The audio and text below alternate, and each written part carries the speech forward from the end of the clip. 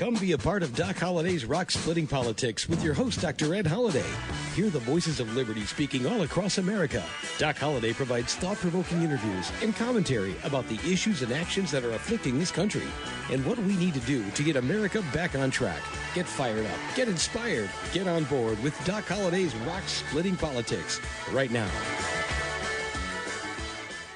And here we go.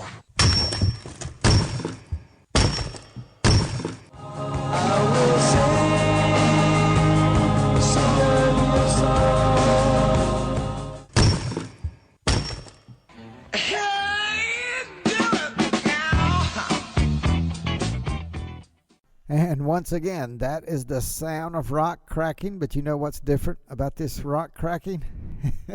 The sounds you heard of rock cracking is the last time you'll hear that in 2021. The last week of an unusual year. There's been a lot of crazy years in my lifetime, your lifetime also. But 2021 is one of the craziest. And we're going to look back, look at some of those crazy times, talk about them. And then I'll play some clips from this past year's show. But let me just tell you, rock splitting politics, and the rocks have been splitting this entire year, from the beginning to the end. And 2021 is a year I'll be glad to get behind us. It has not been a pretty picture when you see who's in power and what's going on in this country. If you love freedom and liberty, we're losing. Freedom and liberty is losing in America, and socialism is gaining strength, although they haven't gone as far as they want to go, but they're still going to take a crack at it in 2022, and they're going to just get ready for it. But welcome to Doc Holliday's Rock Splitting Politics, and I'm your host, Dr. Ed Holliday. You're listening to us right here on webtalkradio.net. That's webtalkradio.net. We're glad to have each and every one of you as we go through the year 2021 and what it was like, what it was, and how's it ending. One of the things here at the end of 2021, I thought, you just can't make this stuff up. You can go to New York and L.A. and big cities across America, Chicago, and there's just crazy looting going on. These quick robberies, and then police may catch them and they're out on bail and they keep robbing. In California, you can't put anybody behind bars. It's not a crime your police are not going to stop somebody if they don't have over $900. Well, if you get 20 people grabbing a bunch of merchandise, they can get a lot before they add up to $900. And it's happening, like we said before. It's not like it's way off from middle America. It's hitting the pocketbooks. It's causing inflation to go higher. That's not the reason of all inflation, of course. But it's not helping any. It's not helping the insurance rates. It's not helping the stores. It's not helping the businesses. It's not helping their bottom line. It's not helping people who don't want to go out and shop because of fear of being mugged. You heard about, there's a couple of Democrats last week who voted for defunding police, who want to defund the police. They both got their cars got carjacked. And it's just, crime is rampant in these big cities. And people know it. And yet they elected the people who are running the show.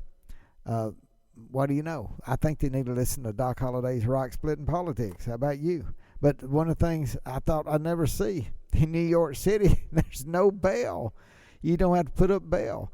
So if you rob a store, if you do something that should throw you in jail, well, they get out with no bail. They don't have to post any bail. They're back out on the streets, unless, you know what will put you in jail up for a year now? If you falsify a COVID vaccine card in New York State, now you can spend up to a year in jail. I don't think they have bail for that. You probably will have to put up bail if you falsify a COVID vaccine card. Police are going through restaurants, checking everybody's ID cards, and then on the streets, people getting robbed. In subway stations, people were being assaulted, and then what happens? They take them to jail. There's no bail to keep them there.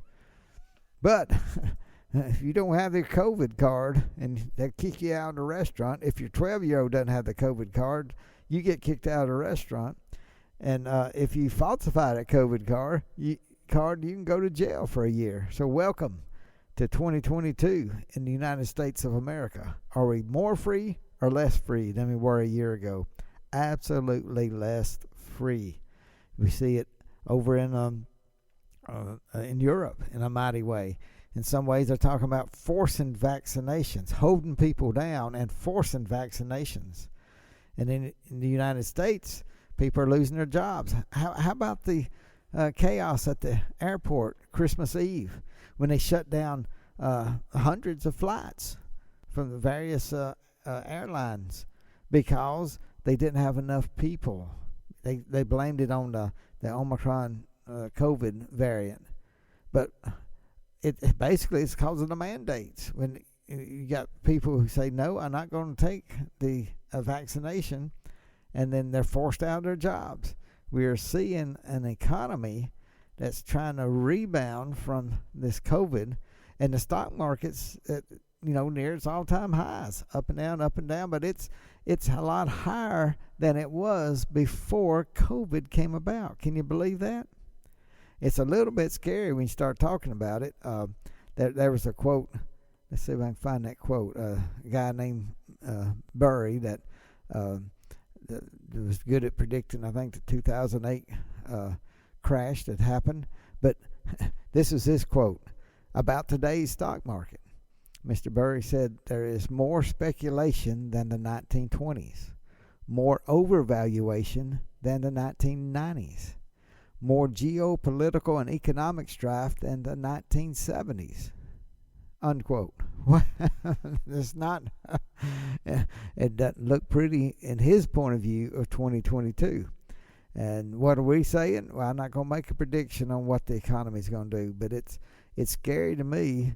You know how we've tried to have some shows talking about cryptocurrencies, and they've been up and down, up and down. It's a roller coaster. But when you look at the whole economy, and you got chaos like you did at the airport on Christmas Eve, where people were expecting to go see their families, they can't because there's not enough workers to get people back and forth. When they say there's not enough workers, it means pilots, it means mechanics, does it mean stewards or flight attendants? They're not saying, but they don't have enough. If you don't have enough mechanics, you can have all the pilots in the world, but you can't fly because everything's got to be signed off on by a certified mechanic when you're coming in the airport, if you got any issues at all. And then if you don't have pilots, you can't go. There's so much, and you talk about the supply chain. Well, there's a supply chain to the airline industry, and that's just one industry. But if you can't run your business, think about it like just like an engine in a car trying to get enough gas. If you got an 8-cylinder motor, you want all cylinders burning, running. If you want that motor to pull and be at its greatest strength, well, look at the economy like that. Look at the businesses like that. One business, is it pulling with all its strength to do the best it can when you can't find workers, or if there's mandates and you have to fire workers? No, it's not running on all cylinders. If it's not running on all cylinders, then you got less profit. If you got less profit, stock market's going to go down. If you got less profit, you're not going to have as many workers. And the number one thing that people are missing, they look at the unemployment statistics. And unemployment's going down, lowest it's been in decades. Because everywhere you go, there's help wanted signs. But the thing that will show if we got a healthy economy or not is the worker participation number. And it's low. I think it's 62%. In the past, we've had up to 66% of the workforce. There's a lot of people not working. And this is the Joe Biden economy. Right, the first 6 months, you can say, hey, that's Trump economy. But it's been a whole year now. So everything going forward in 2022 is the Joe Biden economy. and the Joe Biden gas prices, the Joe Biden tax. How's your taxes going to be when you get ready to file? A lot of crazy things looking at 2022 coming up. Just touched on some of those. Hey, let's go back and look at a couple of shows. Let's do that right now. And we had some great guests last year. Let's start off with Alan Dershowitz. We had him on our show, and Doc Holliday got to interview him one-on-one, and here's a little bit of that interview. On this week's show, we have Professor Alan Dershowitz, and he's got a new book, The Case Against the New Censorship. Welcome to Doc Holliday's Rock Splitting Politics, Alan. And sounds like a great show. What a terrific title. Happy to be on with you. Over the years, I'll have to say that I've watched you, and I've seen you be most consistent in standing up for the Constitution. I haven't always... That's why I've made so many enemies. Well, the people on the left don't like me when the Constitution doesn't support them, and I say so.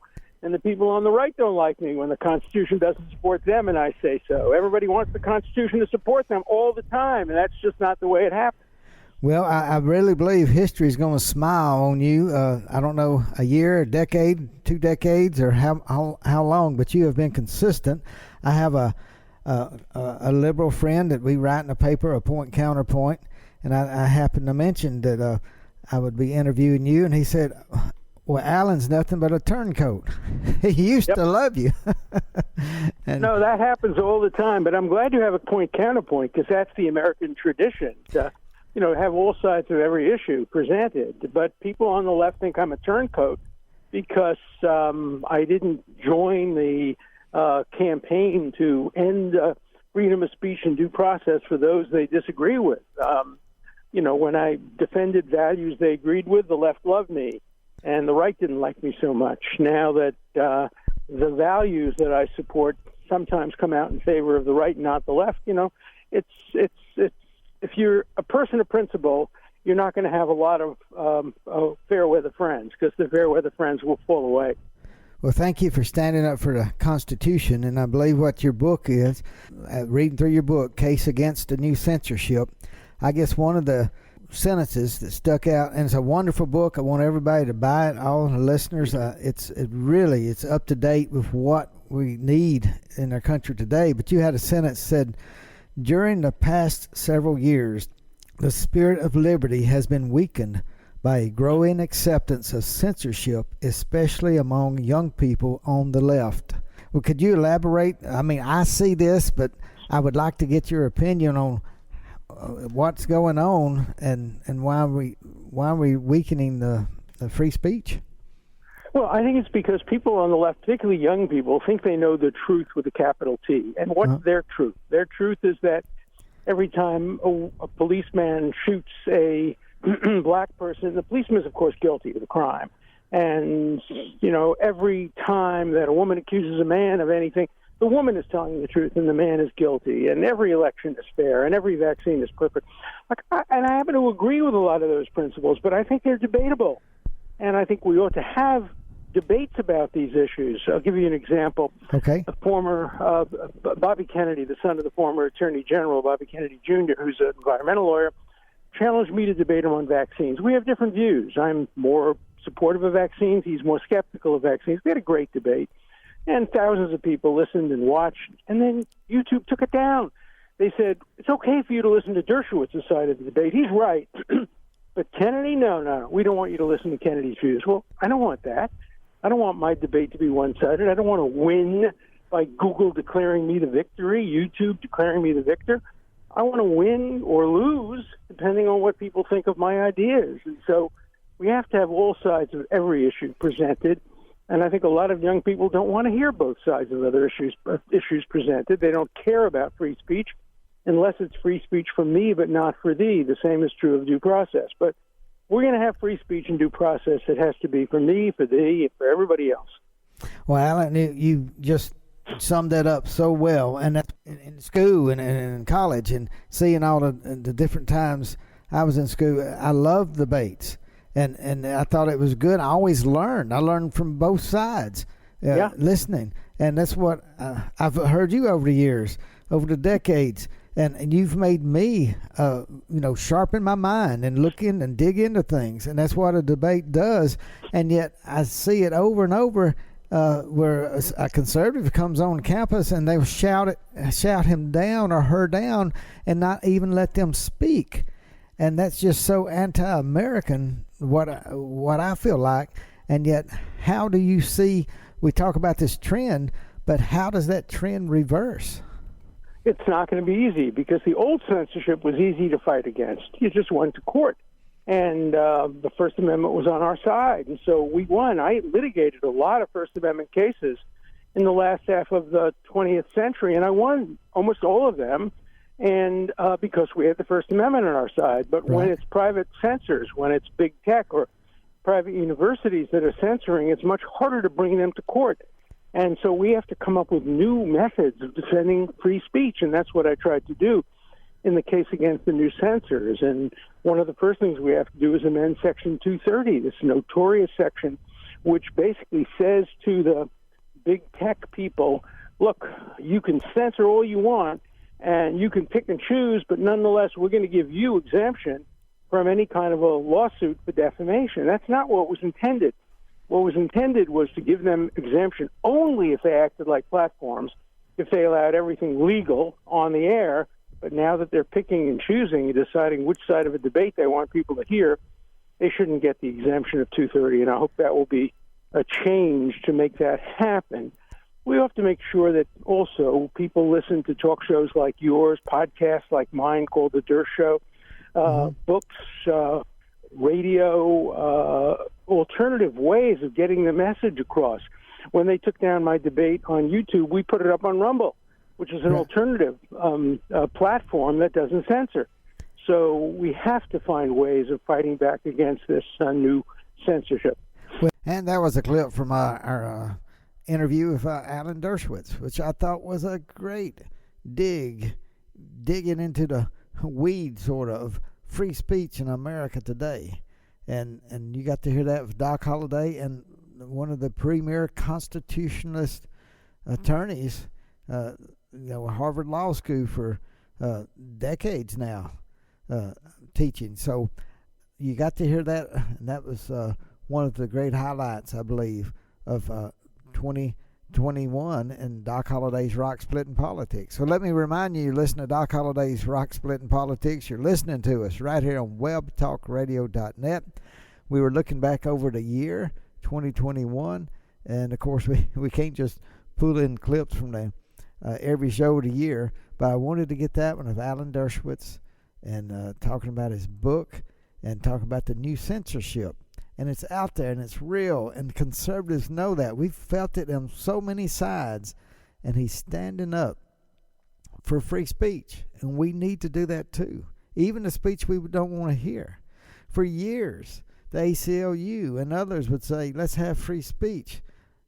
And then once the progressives, the socialists, get in control, they do not want to hear free speech, only their speech. And we're seeing it in schools, we're seeing it on college campuses, we're seeing it on the air, we're seeing it with mainstream media.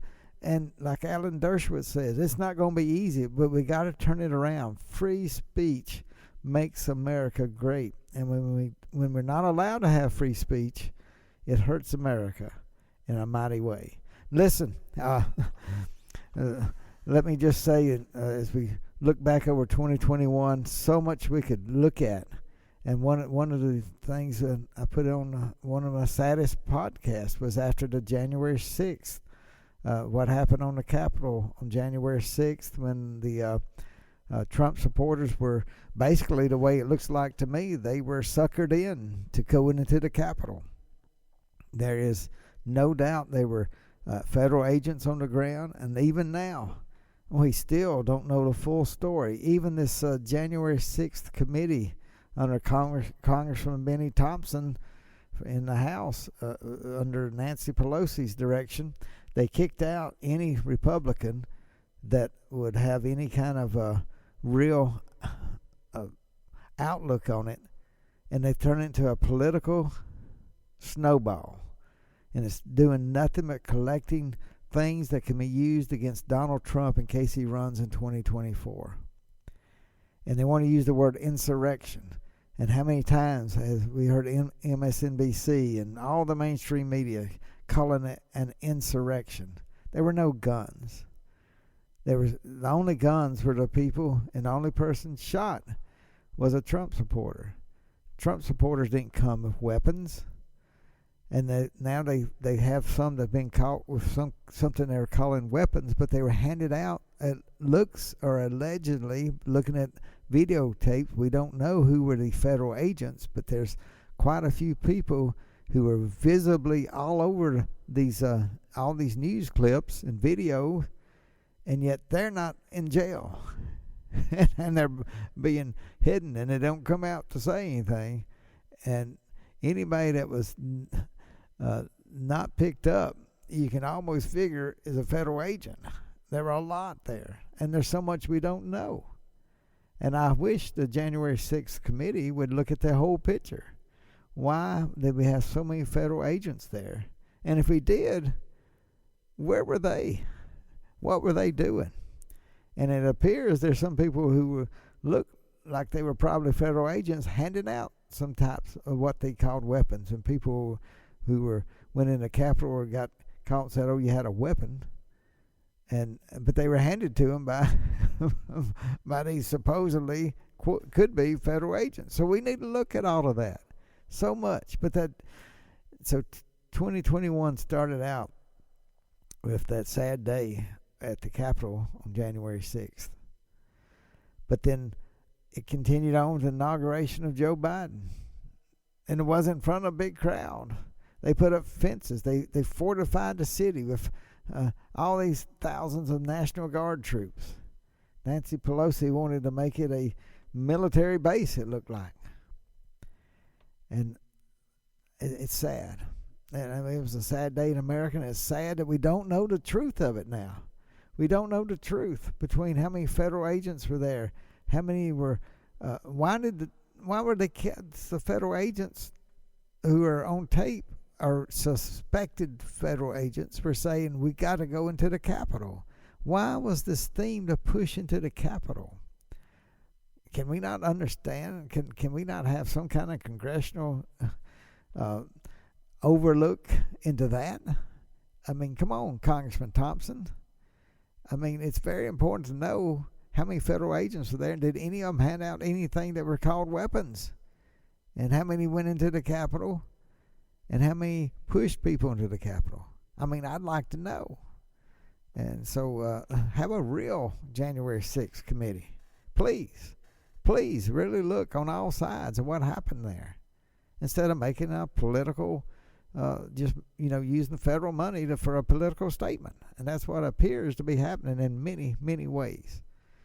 But now as we go forward in 2021, of course we had the spring that everything looked, the vaccinations came through, people were getting vaccinated, and at first you couldn't get a vaccine, it was limited.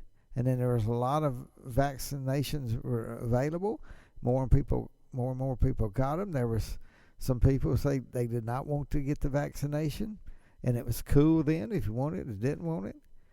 And then during the summer, at the end of summer, the Delta variant came out, and it was again more and more people were getting it. There's another uptick in how many people had the coronavirus infection, and then this push for vaccinations went to an insane degree, and talking about mandates in these cities, and where the Democrats were in charge, were forcing regulations, forcing masks, forcing vaccinations in some cases, or forcing you to get one or lose your job.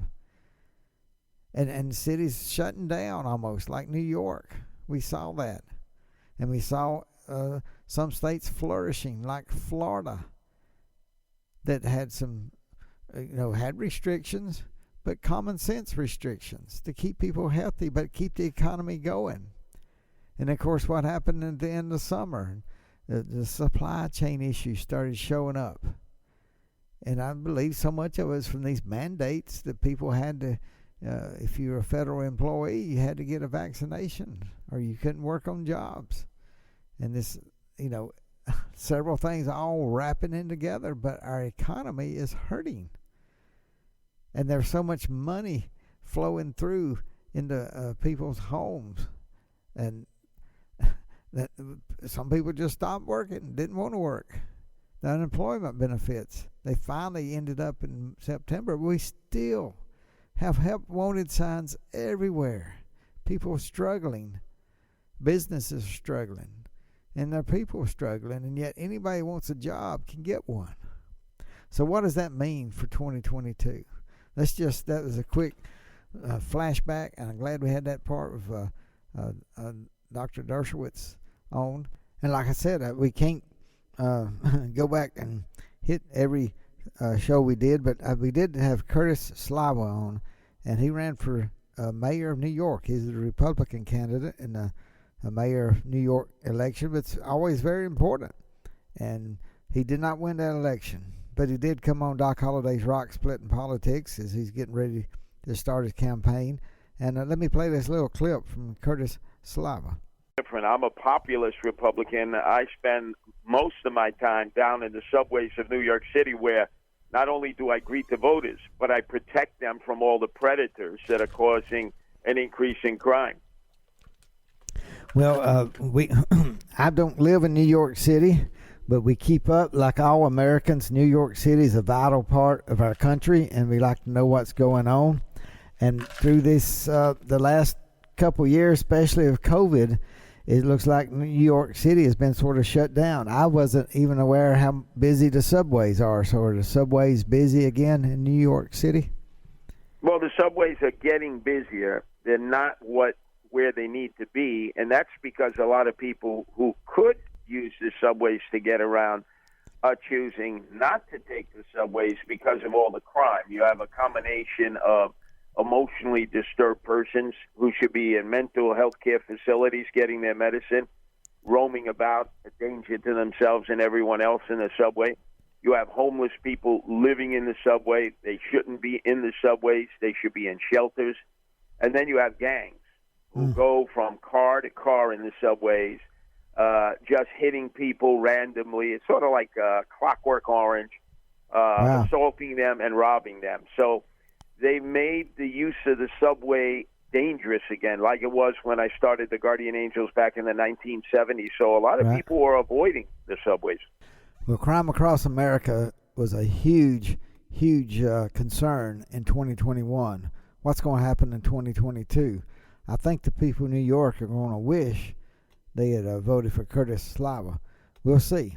I hope New York will get turned around with their new mayor, but it's just the last year, New York was pushed into a position where I don't know if they're going to recover from it. The restaurants were shut down. Now the restaurants who are struggling to get back and be open, they're telling them, number one, fire everybody that won't get the vaccine and don't let anybody come into your building that doesn't have a vaccine, and we're going to check it. We're going to send our police. We may not be able to keep people from stealing purses, may not be able to keep them from hitting you on the head and robbing you, but we're going to make sure we have police in your restaurant to check everybody. And if you're letting people in who are not vaccinated, then they put the pressure on the restaurant, on the business, and shut it down. They're going to shut it down just because people can't get out and eat. They can't go to restaurants like they used to. And so what gives? We're going to watch New York City and see. We're going to watch all the cities and watch your city. You need to be looking at your city. And so much went on last year, everything from the crime in the cities. And I did a show. I went out to Los Angeles, spent 10 days in Los Angeles last year, downtown Los Angeles. And just seeing what's happening to our cities that are imploding. They're imploding, and it's sad. And it's sad to see. I remember when I was there, I did not get robbed, and I never felt very in a danger area. Even though I went to some places, there were police presence, but now there are reports where people are leaving their cars windows down and they're only SUVs, leaving the hatchbacks open to say, hey, we don't have anything to steal. Please don't bust out our windows. And that something's wrong in America, folks, when that's happening. 2022 is an election year, midterm elections.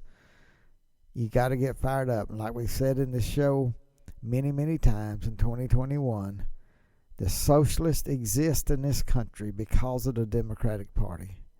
If the Democratic Party will not stand up and say, we're going to kick the socialists out because they're hurting us, then don't vote for a Democrat. The Democrats have to get that message. Get rid of the socialists, or we're not going to vote for you. I don't care if you're Republican, conservative Democrat, moderate Democrat. I don't care if you're independent, or you can be part of the Green Party. I don't care. But do not vote for a Democrat until they kick the socialist out. That should be the mantra of 2022, and the Democrats should hear it loud and clear. If they don't, we got to get louder and give them fewer and fewer votes. They'll start to listen then.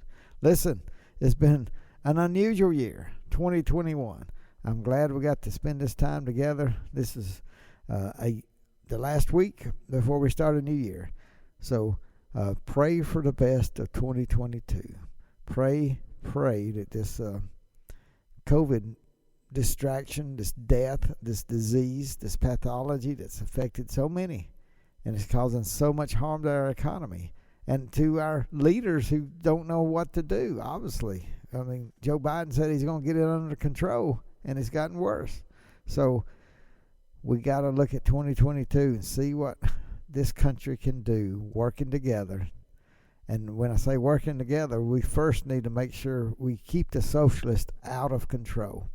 Keep them from getting positions of authority, because they are ruining liberty and freedom in this nation. And we see it everywhere we turn, everything we try to do.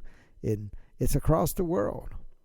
So please, let's make 2022 a year to pivot toward more freedom and more liberty. Keep listening to Doc Holliday's Rock Splitting Politics. God bless you. See you after the new year into 2022. See you then. Thanks for joining us today, and remember to listen again next week for another edition of Doc Holliday's Rock Splitting Politics. You can order Ed's new book, Bedrock Truths, by clicking on the book cover right in front of you on the screen, or visit DocHolliday.org. Thanks for listening, and we'll see you again next week.